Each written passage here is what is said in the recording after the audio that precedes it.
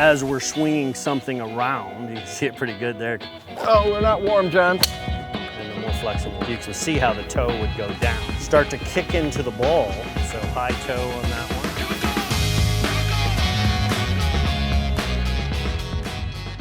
When you're getting fit for your TPT shaft, there are two kind of little known and underlooked factors that are gonna help you hit it more in the center of the club face, which we're all trying to do. John, what are those two factors? Okay, so what droop is, we'll start with droop. Droop is when the shaft is bending down, so bending this way, so the toe is going down. And this happens at, like, no matter how stiff a shaft is, like, everyone has this. Every single shaft I've seen. I guess you could make one stiff enough that it wouldn't, okay, but you probably wouldn't play very good. So droop is always happening. Right. You got to imagine that as we're swinging something around, you can see it pretty good there because this is a 21 high. As we're swinging around, the center of mass of the club is trying to line up with the center of mass of the shaft. Okay. So those two things, as you swing, and you start to spin around the centrifugal force, it starts to bend down, trying to match those two things up. Sure. So the same thing will happen in deflection. So when you put a force on the handle, it'll go into what we call lag deflection. And that usually happens at the top of the swing, somewhere down into right in here about club parallel, plus or minus a little bit. And then we start to see now this is trying to line up, the center of mass here is trying to line up with the shaft in this plane. And it starts to go into lead deflection. And that's also when the head's reaching a speed that's passing your hands. So it starts to get too fast for your hands, and and then you start to see it.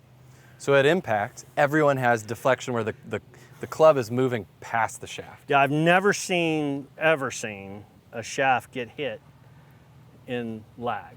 I don't think it's possible. So it's always in lead, so it's always this way.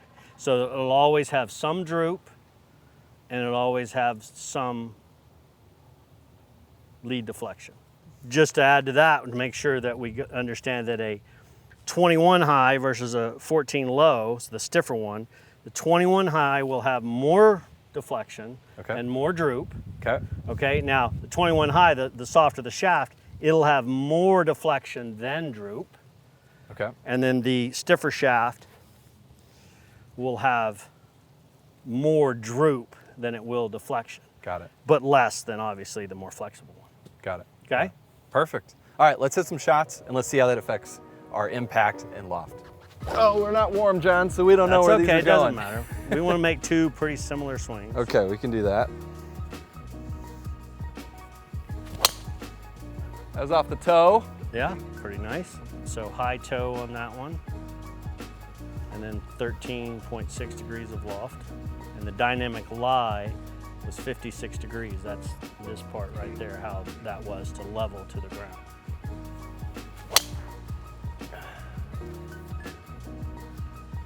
Swap that out. Dynamic loft 7, that was right in the middle, so let's see if we can get it middle. So 111 mile an hour shot. So 55 dynamic lie. So if we can see how good you are, right? So right in the middle, 9.7 is the loft that was presented. So same head weight, same length shaft, so much more flexible shaft. So our what we should anticipate here is seeing more loft presented. Now, we don't always know how the player is going to react to it, but if it was on a robot, we would see more loft presented and possibly a lower strike in the face. Oh, we like this one. There's nothing like going from That's good. This is like a massive difference. This is awesome. All right, here we go. So that's about a 90-degree difference in flex at the butt. I mean, it's a 90 CPM difference. So big difference in flex on these. So a little lower in the face, more towards the heel that time. Let's hit one more and look at these two. So obviously that wouldn't be a very good shaft for you.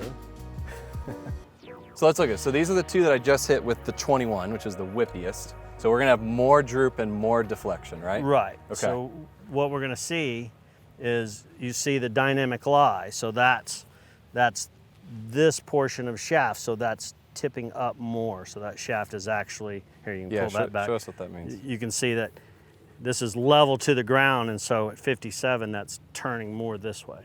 So we can see that dynamic lie at 57. It's not always, if we were on a robot, we could see the hit location a little bit better. but that's 10 degrees on that one that you hit, and then we got it to 14.4 on the much better strike, because lower in the face is going to show up lower loft. So I like that one in the center that showed up pretty close to that other one. So when we switch to the 14 low, all of a sudden we see a 55.5 dynamic lie. right? So it's less droop. And what's the first one was 56. So that was a degree to a degree and a half More less, droop. if we want to call that less droop on this one, and then 9.7 loft. So the two that were caught pretty much to the center, we see this presented less loft than that one. You can even see how you can see as I switch back and forth, you can see how see the stiffer one flattens out and the more flexible one steepens. Got it. More droop.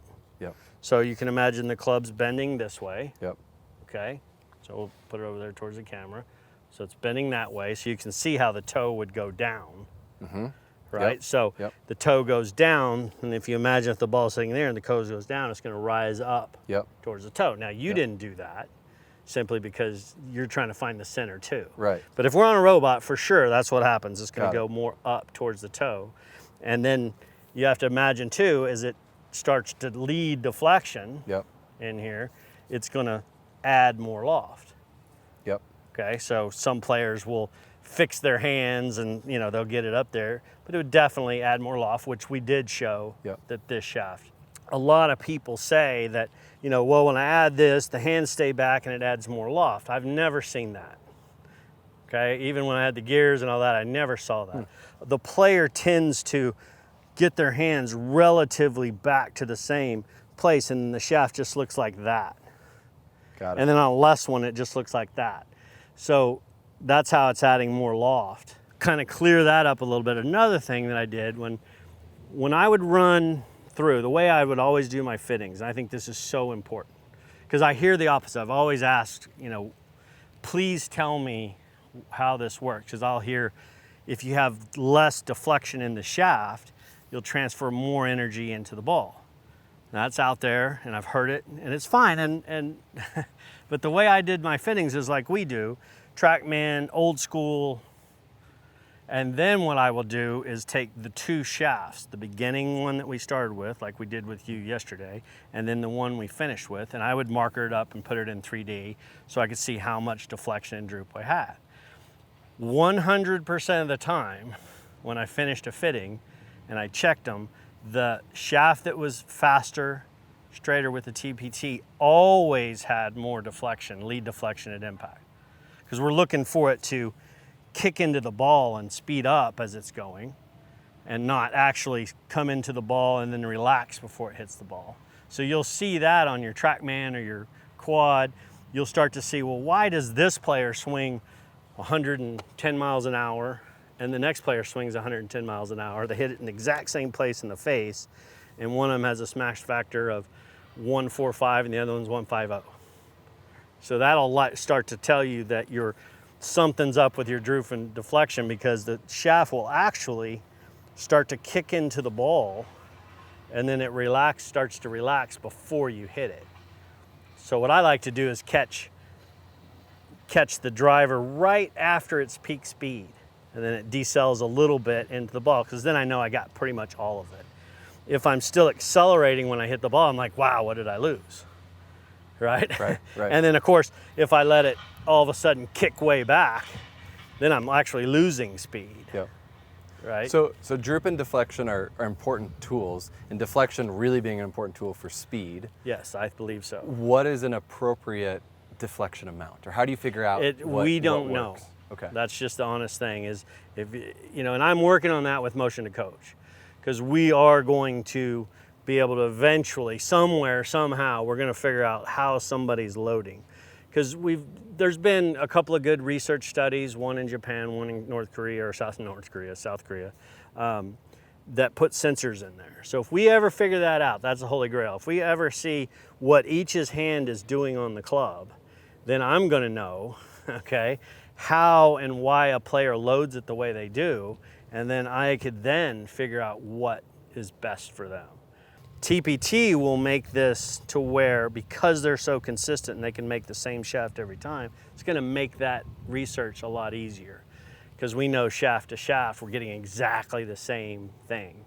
And that's just killer, because when you have a roll wrap shaft, if each shaft is a little different, we don't know why all of a sudden you lost speed or you gained speed or whatever happened, because it's just going to be a little bit different. So that's where the challenge is to figure out why you load it the way you do.